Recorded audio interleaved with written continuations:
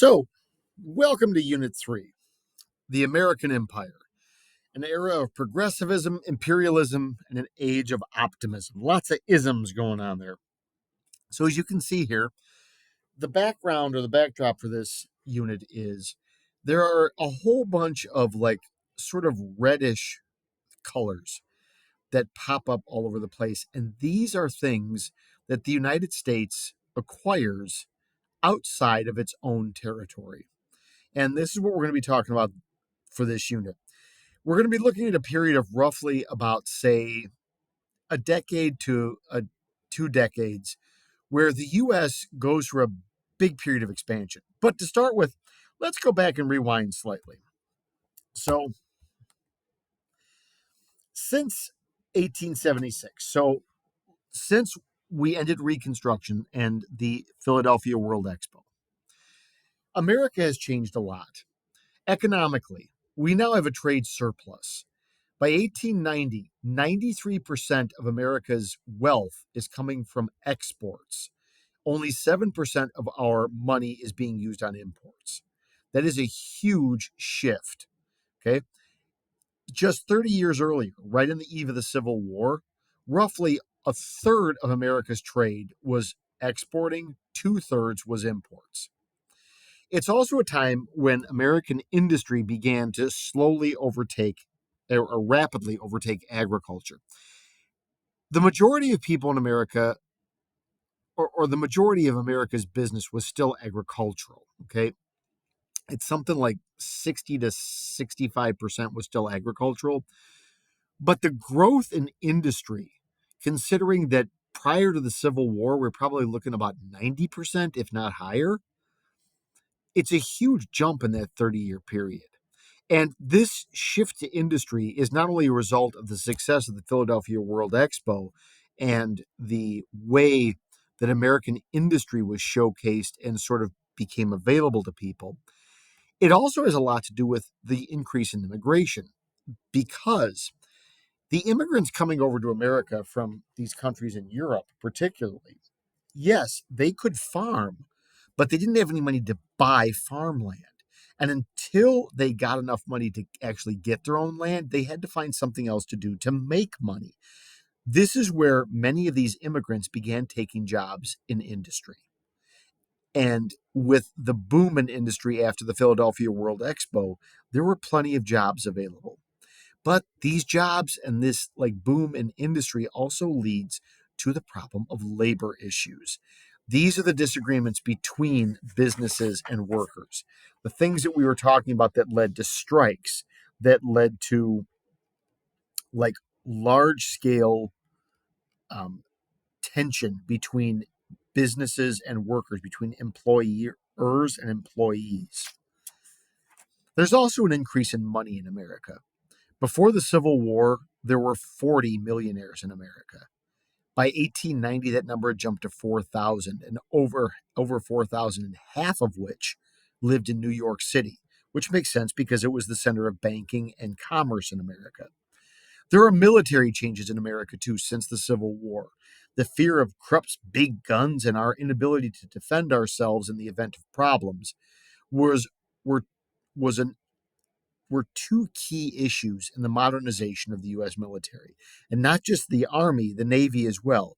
The Navy updated itself to be able to fight an offensive war. That means a war that we actually could attack other countries if we needed to, by building new, more modern ships that were not just the Civil War era wooden ships or even the iron-plated ships that we had had. The Army adopts the Krag bolt-action rifle, and we'll talk more about the effects of both of these later on in the unit. Culturally, there are shifts too. It's the growth of the temperance movement, the idea among particularly evangelical Protestant women that alcohol was the root of all evil and that it was the source of problems. Now, one thing to keep in mind with this, in looking at this, okay, the temperance movement was largely fueled by the fact that many of the immigrants coming to America were actually from cultures where drinking was more socially acceptable among young people and where drinking to excess was not seen as being unusual or bad because of cultural conditions and such.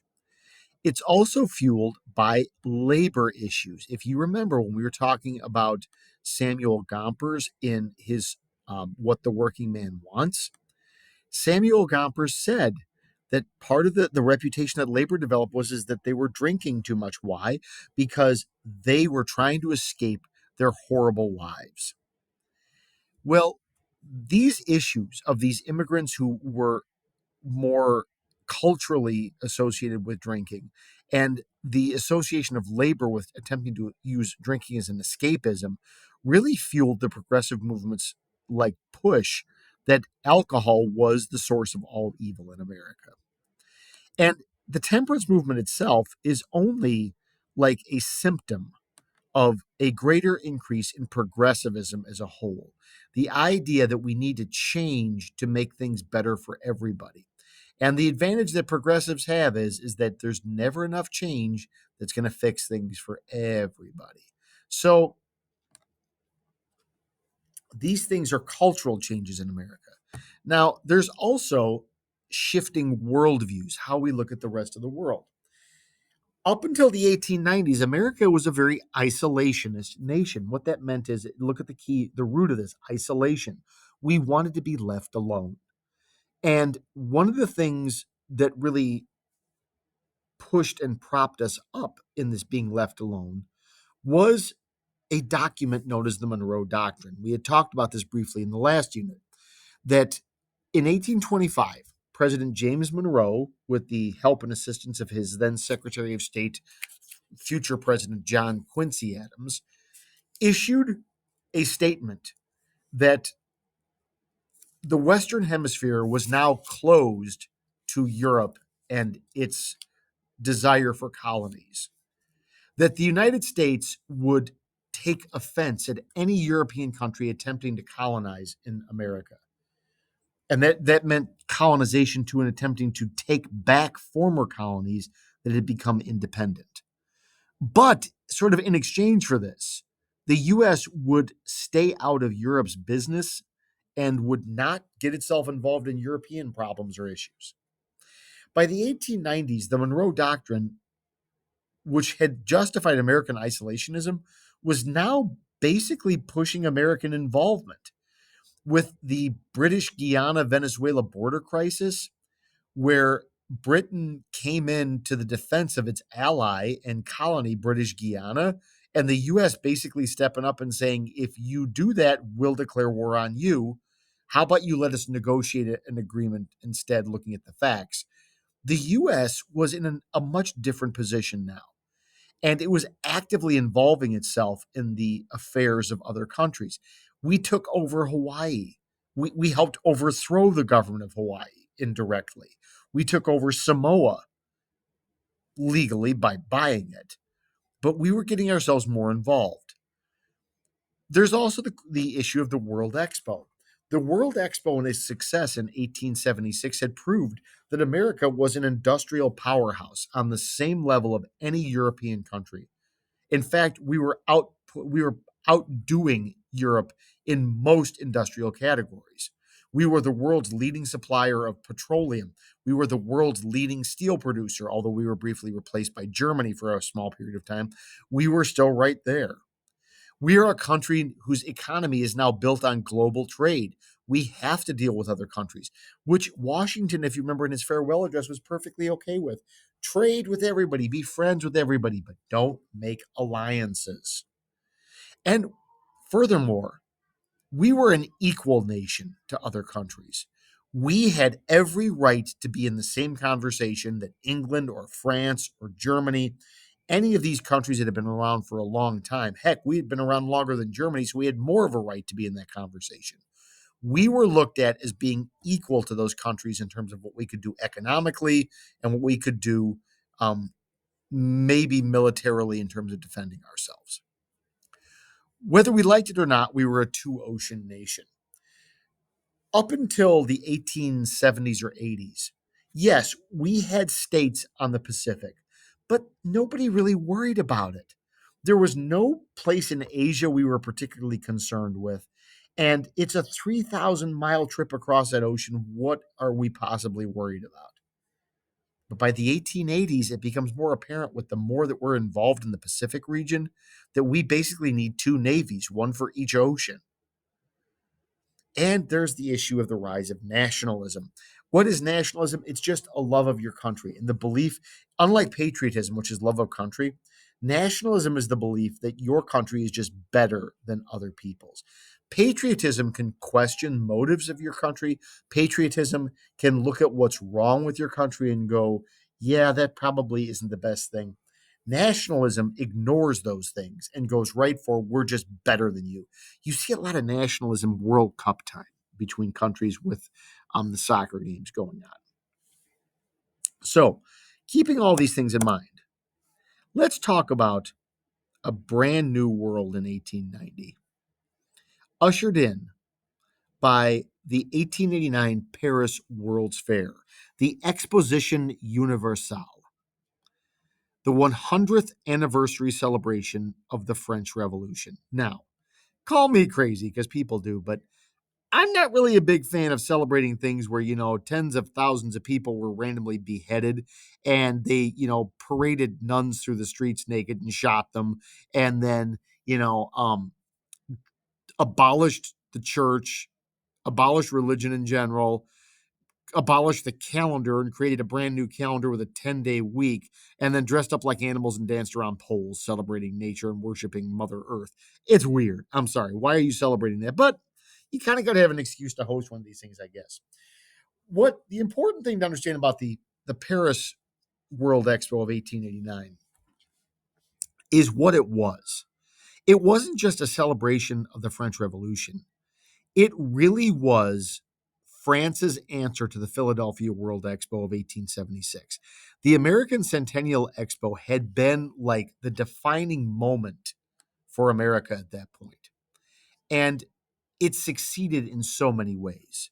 It was bigger, better organized, and better planned and executed than any of the fairs before it. And the French wanted to show that America needed to take a step back because it was America, and that was nice, but nobody compares with France.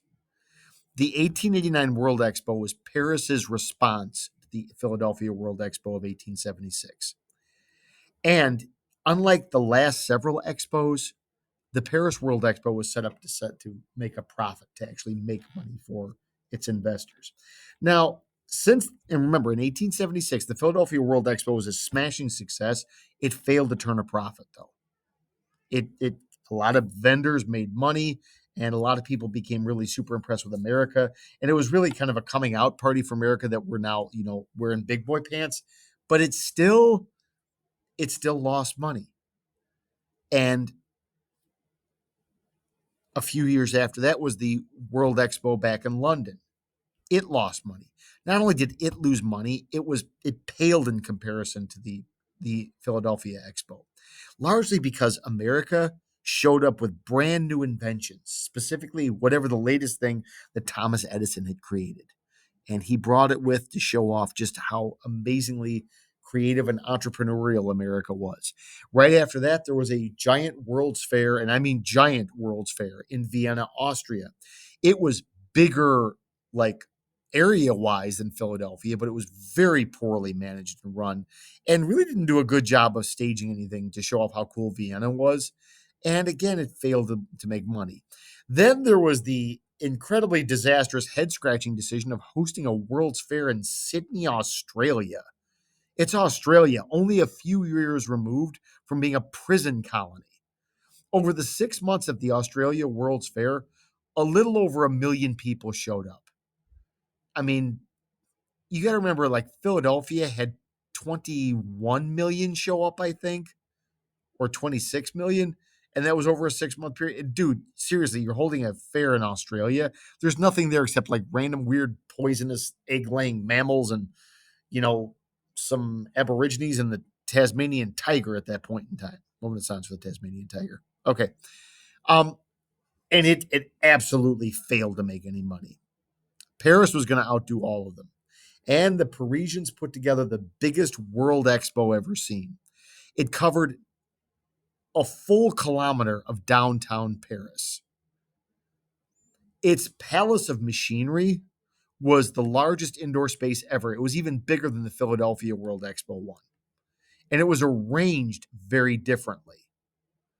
Okay. Notice it's all iron and glass, the entire structure. Super epically cool. It was briefly turned into an ice skating rink after the fair was over, and then they tore it down and sold it for scrap metal. Why?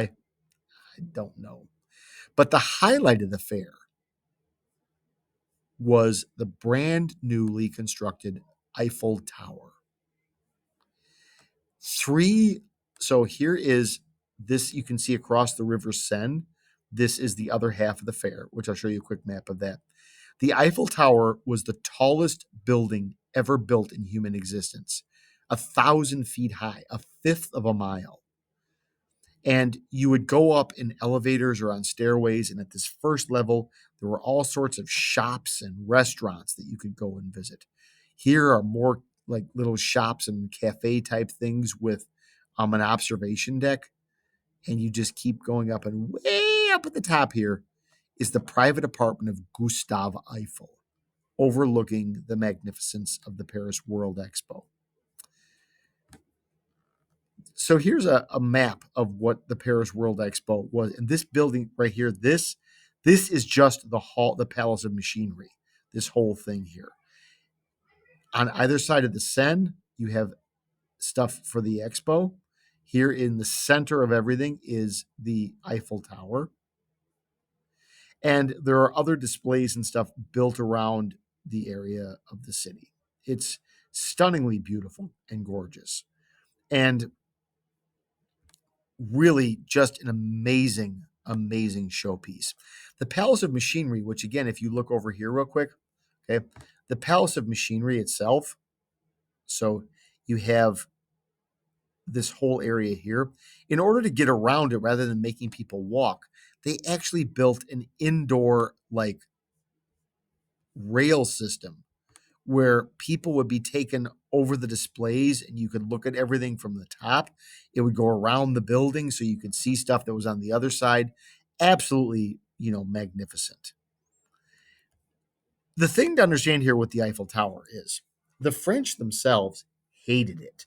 When they first heard about it and they first started going up, they were totally shocked and repulsed by the idea. One Parisian journalist said that the Eiffel Tower was a wart on the face of the most beautiful woman in the world. Why would you do that to a beautiful woman? When other countries showed up and were just like, holy cow, look at that. The French were then like, ho, ho, ho, ho, but of course, because we are French and everything that we do is better than you. They're all very happy about it. The other point about the Eiffel Tower is how it was actually built. The Eiffel Tower was built of over 18,000 pieces of iron. And this was done directly to take a like shot at America. Okay. France's point was this: America produces more iron than us and obviously more steel. And so does Germany for that matter, the newly created German state. Germany and America can make more stuff out of iron. They can make tools, they can make, industrial products, they can make buildings. You know what they can't make? They can't make art. We, the French, made art.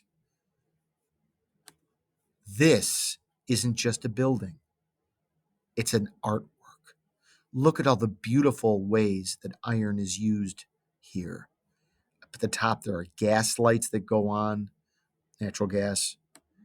This magnificent structure is all iron. This gorgeous layout here is just a showcase for how France, anybody can build with iron. France creates with iron. it really overshadowed everything that America did or could hope to do.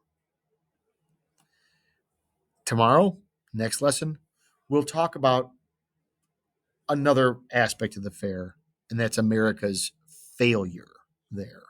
The Parisians and the French were helped out by America's distinct lack of oomph. Peace and love.